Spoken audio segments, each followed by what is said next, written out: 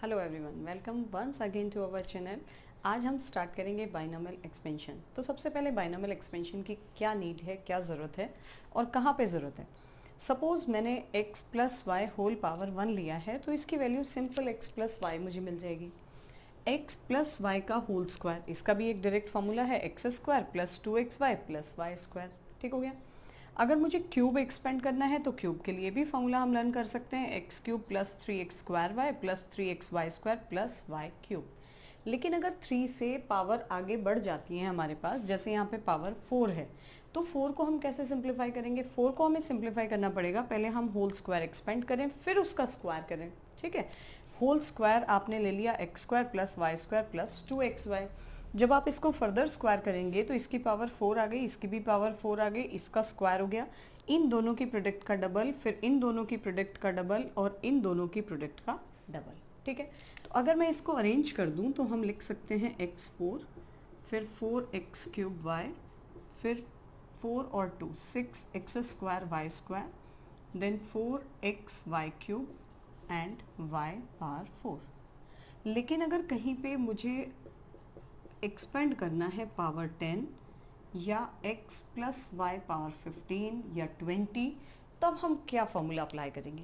वहाँ ज़रूरत पड़ती है हमें बाइनोमियल थ्योरम की। ठीक है, अब बाइनोमियल थ्योरम क्या है, सबसे पहले हम इसका एक जनरल फार्मूला देख लें। क्या होता है इसका जनरल फार्मूला। सपोज मैं लिखूं x plus y whole power n, n कोई भी पॉजिटिव नंबर है, होल नंबर। ठीक है, n c 0 x to the power n, फिर आप लेंगे n c 1 x to the power n minus 1 और y, फिर आप लेंगे n c 2 x to the power n minus 2 y 2। एक टर्म ऐसा आएगा जब यहाँ पे आप n c r ले रहे हैं, उसमें x की पावर हो जाएगी n माइनस r और y की पावर r। और लास्ट टर्म जब आएगा आपके पास तो एन सी एन और वहाँ पे मेरे पास होगा y to the power n। ठीक है, बस ये एक फॉर्मूला है जिस पर टोटल चैप्टर बेस्ड है बाइनोमियल एक्सपेंशन।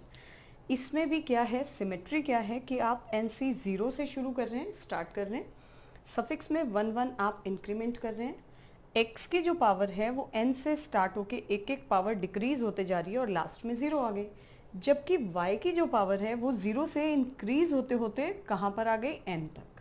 ठीक है, ये जो कांस्टेंट्स हैं nc0, nc1, nc2, ये कहलाते हैं बाइनोमियल कोफिशिएंट्स। ठीक है, या बाइनोमियल कांस्टेंट्स। ओके, अब इसको हम इन सब से कैसे रिजेंबल कर सकते हैं। सपोज मैंने यहाँ पे 1 पावर ले लिया। ठीक है, तो n के प्लेस पर हम क्या लेंगे, 1। 1c 0 की वैल्यू क्या हो जाएगी, 1, और 1c 1 की वैल्यू भी क्या होगी, 1। ठीक है, तो x प्लस वाई, ये मुझे पहला फॉर्मूला मिल गया। यानी इसको मैं क्या लिख सकती हूँ, 1c 0 1c 1। ठीक है, अब इसको कैसे अरेंज करेंगे आप, n को आप क्या ले रहे हैं, 2, यानी 2c 0 x square then 2c 1 x और y की 1 पावर, फिर 2c2 और y की 2 पावर। 2c0 and 2c2 both are equals to 1, यानी ये टर्म हमें मिल गया x square. 2c1 is simple 2, that is 2xy, this is again 1 y square, तो ये इसके इक्वल हो गया, यानी इसके लिए भी सेटिस्फाई है। अगर हम 3 की बात करते हैं तो 3 के लिए हम क्या लेंगे, 3c0 x3, फिर क्या आएगा 3c1 x2 हो जाएगा और y1 हो जाएगा, फिर क्या आएगा 3c2 x और y स्क्वायर, और फिर 3c3 y क्यूब। अगर आप ध्यान दें तो ये वैल्यू क्या है, 1। फर्स्ट टर्म मिल गया आपको, 3c1 is 3 x square y, 3c2 is again 3, जब आप सॉल्व करेंगे तो 3 इंटू 2 इंटू 1 अपॉन में 2 इंटू 1, 2 से 2 कैंसिल, यानी 3, ये वैल्यू आ गई, और 3c3 की वैल्यू होती है 1। इसी टाइप से हम आगे प्रोसीड कर सकते हैं। ठीक है, तो ये हमारा बस एक फॉर्मूला हमें ध्यान रखना है। अब हम इसको अगर प्रूव करें तो प्रूव कैसे करते हैं हम इसको प्रूव करते हैं हम इंडक्शन से, मैथमेटिकल इंडक्शन। अब वो क्या प्रोसेस है, वो प्रोसेस होता है आपका कि जिसमें आप कोई भी जर्नल n की टर्म्स में आपके पास स्टेटमेंट है, उसको आप पहले प्रूव करते हैं 1 के लिए। ठीक है, 1 के लिए LHS RHS आपको सेम मिल जाना चाहिए। उसके बाद आप उसको एज्यूम करते हैं कि ये k के लिए ट्रू है, ठीक है। अगर वो k के लिए ट्रू है तो k+1 के लिए भी ट्रू होना चाहिए। ये है मैथमेटिकल इंडक्शन। तो हम इस रिजल्ट को लेंगे x + y whole power n is nc0 x to the power n nc1 xn minus 1y nc2 xn minus 2y dash dash ncn और y to the power n, ठीक है। पहले हम पुट कर देते हैं n इक्वल्स टू 1। LHS क्या मिलेगा आपको? LHS हो जाएगा x + y पावर 1, यानी सिंपल x + y। अब अगर हम RHS में n को 1 पुट कर देते हैं, 1 से 0 x to the power 1 यानी x to the power 1 that means x। 1 से 1 क्या बन जाएगा मेरे पास? 1, ठीक है। और इसकी पावर 0 यानी y, ठीक है। अब आप यहाँ पे 1 से 2 रखेंगे, डजेंट मैटर, ठीक है। उन सब की वैल्यू क्या है? एग्जिस्ट ही नहीं करेगी। तो केवल ये 2 टर्म आएंगी मेरे पास, यानी x + y। So LHS equals to RHS, hence P1 is true. अब ये P1 क्या है? इस n के स्टेटमेंट को हम नाम देते हैं Pn, ठीक हो गया। 1 के लिए आपने प्रूव करना है। उसके बाद आप एज्यूम करते हैं लेट Pk इज ट्रू। अब ये k का क्या स्टेटमेंट होगा? जहाँ जहाँ पूरी इक्वेशन में n है वहाँ पे हम पुट कर देंगे k। ये बन जाएगा kc0 then kc1 x k - 1 into y kc2 x k - 2 into y2 और लास्ट में मुझे मिल जाएगा kck और y to the power k। This is equation 1, ठीक है। अब हम प्रूव करेंगे। Now we have to prove that, ये हमें प्रूव करना होगा क्या? कि pk+1 भी ट्रू है। कैसे होगा ये? यानी पहले हम इसका स्टेटमेंट लिख दें। यहाँ पावर लेनी है आपको k+1, किसके इक्वल होना चाहिए वो? k+1 c0 x to the power k+1, फिर k+1 c1 x to the power k - 1y, फिर k+1 c2 x to the power k - 2y2 और लास्ट में k+1 ck+1 and y to the power k+1। ये मुझे prove करना है, ठीक है। इसके हम LHS से स्टार्ट करेंगे। क्या है LHS? x + y power k और x + y, इसमें हमने इसको ब्रेक कर दिया। ऐसा क्यों किया? क्योंकि x + y पावर k की वैल्यू हमारे पास फर्स्ट इक्वेशन से पुट कर सकते हैं। पुट कर दीजिए। वैल्यू है मेरे पास kc0 x to the power k, kc1 x to the power k - 1 into y, kc2 x to the power k - 2 into y2 और लास्ट आ जाएगा kck y to the power k और इसको मुझे multiply करना है x + y के साथ, ठीक है जी। चलिए मल्टीप्लाई कर देते हैं।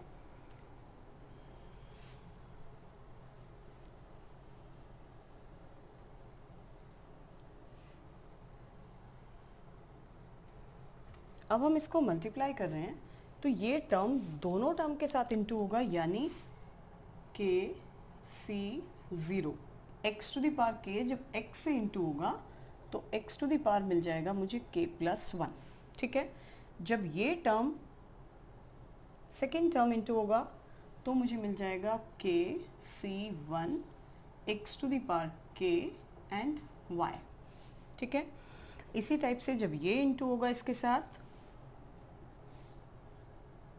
तो ये वैल्यू आ जाएगी मेरे पास kc2, इसको हम x से इंटू कर रहे हैं तो x की पावर k - 1 इंटू y2 और लास्ट टर्म मुझे मिल जाएगा जब इसको मैं इससे इंटू करूँगी kck y to the power k into x, ठीक है। अब हम y से इंटू कर देते हैं तो जब हम y से इंटू करेंगे तो वैल्यू आएगी kc0 x to the power k into y, फिर kc1 x to the power k minus 1 y2, kc2 x to the power k minus 2 y3 और लास्ट हो जाएगा kck और y to the power k plus 1। ठीक है जी। चलिए अब हमने क्या लेना है, kc0, तो दोनों को हमने कॉमन कर दिया कांस्टेंट और यहाँ से ये term common, x to the power k minus 1 y2 के भी दो टर्म हैं, इनको हमने कॉमन कर दिया टर्म को, ये ब्रैकेट में लिख दिया। इस टाइप से जब हम इसको सिंप्लीफाई करते हैं तो एक कॉम्बिनेशन का फॉर्मूला होता है हमारे पास। क्या फॉर्मूला है कॉम्बिनेशन का? कॉम्बिनेशन का फॉर्मूला है हमारे पास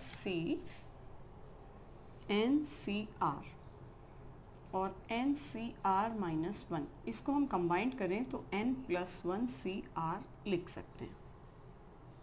ठीक है, अब इसका मुझे क्या यूज करना है, यहाँ पर ये जो ब्रैकेट में वैल्यू है इसको अब हम चेंज कर सकते हैं किससे? हमारे पास एक्सपेंशन आ गया kc0 x to the power k plus 1, इसको मैं क्या कर सकती हूँ कंबाइंड, k प्लस 1 c1। ठीक है, और साथ में है xk और y, इसको मैं कंबाइंड करूं तो क्या हो जाएगा, k plus 1 c2 xk minus 1 और y2।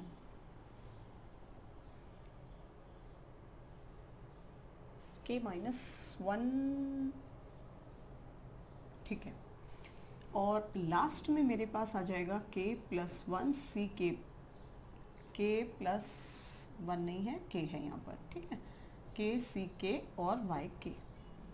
अब अगर आप ध्यान दें ये सब कांस्टेंट्स आपके क्या हैं, k प्लस 1 की टर्म्स में हैं, लेकिन जो यहाँ पे मेरे पास टर्म है इसको भी मुझे k प्लस 1 में चेंज करना है। ठीक है, अब इसको मैंने डायरेक्ट लिख दिया। क्यों लिख दिया होगा डायरेक्ट, बताएगा कोई? k plus 1 c2 x k minus 1 y2 और लास्ट को भी हम डायरेक्ट लिख सकते हैं k plus 1 c k plus 1 y k plus 1। ठीक है जी, ऐसा हमने इसलिए लिखा है क्योंकि ये वैल्यू भी 1 है और ये वैल्यू भी 1 है, क्योंकि हमारा एक्सपेंशन कंप्लीट होगा जब यहाँ पे k प्लस 1 होगा। सेम यहाँ पर लास्ट टर्म जो था के सी के, उसकी भी वैल्यू 1 है और k प्लस 1 सी के प्लस 1 की वैल्यू भी 1 है, तो हम इनको क्या कर सकते हैं, इक्वेट कर सकते हैं। तो लास्ट में मैं क्या लिख सकती हूँ, x plus y power k plus 1, और ये आप लिखेंगे this implies P k plus 1 is true. तो ये होता है मेरे पास इंडक्शन का मेथड। क्या स्टेटमेंट है? 3 स्टेटमेंट हैं। पहले आप n इक्वल्स टू 0 पुट करते हैं, फिर n इक्वल्स टू 1 के लिए प्रूव करते हैं और फिर आप लेंगे k प्लस 1 के लिए प्रूव करेंगे। ठीक है, तो ये आपका इंडक्शन से बस एक फॉर्मूला आपने ध्यान रखना है। अब इसमें कुछ पॉइंट्स हैं हमारे पास, जैसे हमें जनरल टर्म फाइंड करनी है। ठीक है, ये सबसे पहले हम लेते हैं नंबर ऑफ टर्म्स। चलिए, नंबर ऑफ टर्म्स कैसे फाइंड करेंगे आप? किसी भी एक्सपेंशन की कितनी टर्म्स हो सकती हैं एक बाइनोमियल में? सबसे पहले तो आप थोड़ा सा फॉर्मूले को दोबारा देखिएगा।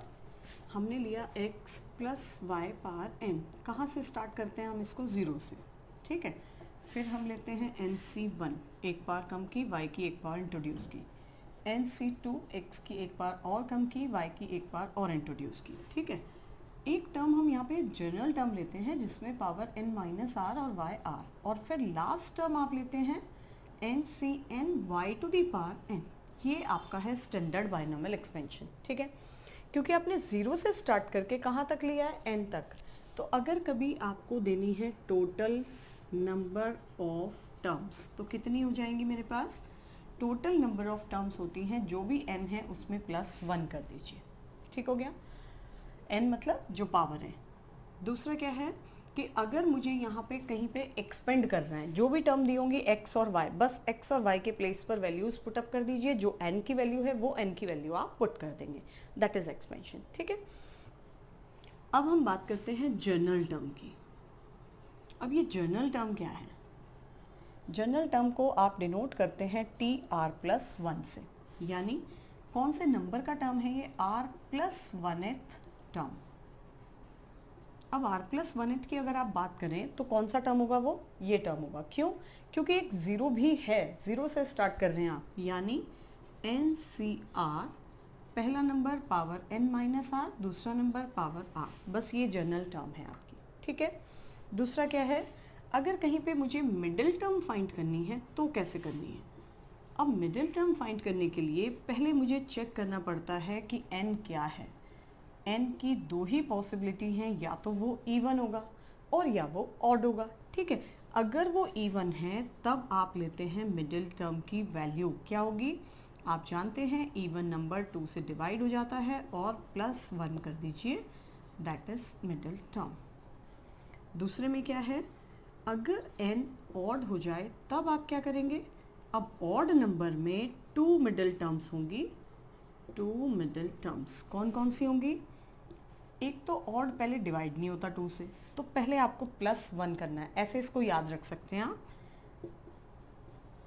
ठीक है, और एक हो जाती है इससे नेक्स्ट टर्म, तो जब आप इसमें प्लस 1 करते हैं तो 2 एलसीएम आएगा, तो वो बन जाता है आपका n प्लस 3/2th टर्म। ये हो गई आपकी मिडिल टर्म। ठीक है, एक हम इसमें फाइंड करते हैं, या तो उसको एब्सोल्यूट वैल्यू कह सकते हैं आप,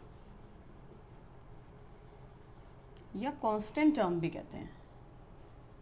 ये केवल तब होगा जब x प्लस इस टाइप का कोई फॉर्म है, क्योंकि इंडिपेंडेंट ऑफ x तभी टर्म हमें मिलेगी जब x डिनोमिनेटर में भी लाई करेगा। ठीक है, तो इस टाइप के क्वेश्चंस में हम क्या करते हैं, एब्सोल्यूट वैल्यू कैसे फाइंड करते हैं आप, इसका मिडिल टर्म आप फाइंड कर सकते हैं। ठीक, तो n के ऊपर डिपेंड करेगा, ऑड है तो ऑड का फॉर्मूला, इवन है तो इवन का फॉर्मूला। ठीक हो गया, अब हम यहाँ पर कैलकुलेट करें nth टर्म फ्रॉम एंड, उसको कैसे फाइंड करेंगे।